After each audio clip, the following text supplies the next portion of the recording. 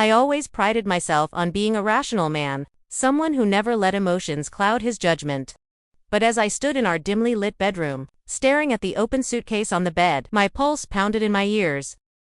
Nestled between neatly folded clothes were two items that didn't belong: a lacy red lingerie set and a fresh box of condoms.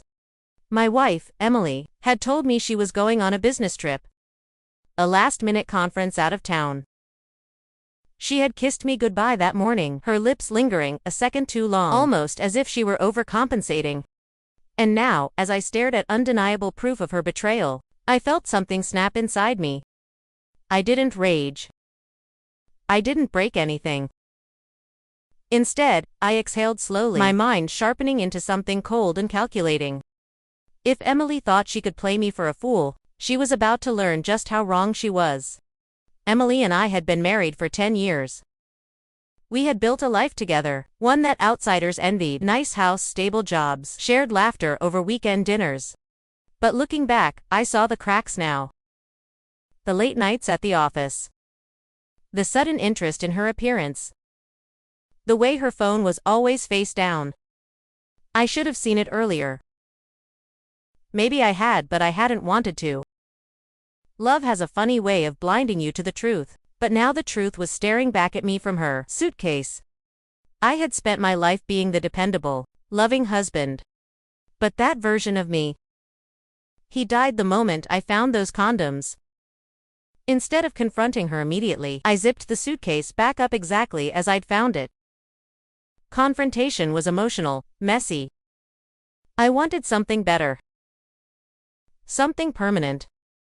That night I installed a GPS tracker on her car. The next morning I called in sick to work.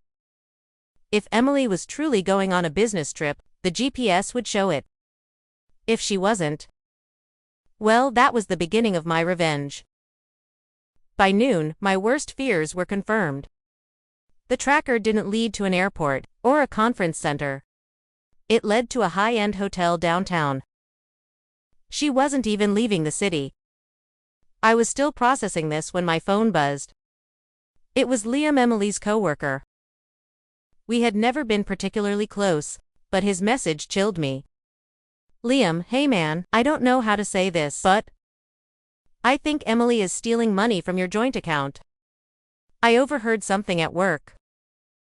My stomach turned. Cheating was one thing. But stealing? Liam sent me a string of messages detailing how Emily had been making unauthorized transfers to a hidden account. I logged into our banking app and sure enough, large sums were missing. She wasn't just betraying me emotionally. She was setting up her escape plan. That was all I needed. I spent the next 24 hours crafting a plan that would ruin her. Not just emotionally, but financially, socially, everything she held dear. Step 1, I transferred every remaining cent from our joint account into my personal one. If she was planning on running, she'd do it broke. Step 2, I set up hidden cameras in our house, ensuring I captured her confession. Step 3, I reached out to her boss and subtly inquired about her business trip. He was confused. Emily had taken personal time off. She had lied to everyone. When Emily walked into the house 2 days later, she was glowing. Probably fresh from her lover's embrace. I sat in the living room, her laptop open on the coffee table, banking records displayed on the screen. Her eyes darted to them, then back to me. What's this? She asked, feigning ignorance. I tilted my head. Why don't you tell me? Silence. Then her mask slipped. You went through my things. She hissed. I leaned forward. You lied about your trip. You stole from me and you thought I'd never find out. Her face paled. I was going to tell you, I laughed. No, you weren't. But it doesn't matter now. You're finished. I didn't just leave her. I destroyed her. Her employer fired her when they learned about her lies and suspected financial misconduct. The lover. I made sure his wife found out, and their affair ended in chaos. But the final blow. I leaked her embezzlement records to law enforcement. It wasn't just our money she had been stealing, it was company funds to. She was arrested within a week. As I watched her being led away in handcuffs, I felt nothing. No remorse. No satisfaction. Just emptiness. Betrayal changes a person. It hardens them.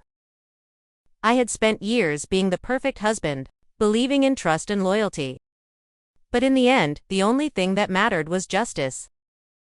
What would you have done in my place? Have you ever been betrayed by someone you trusted? Let me know in the comments. And if you enjoyed this story, don't forget to like, share, and subscribe for more.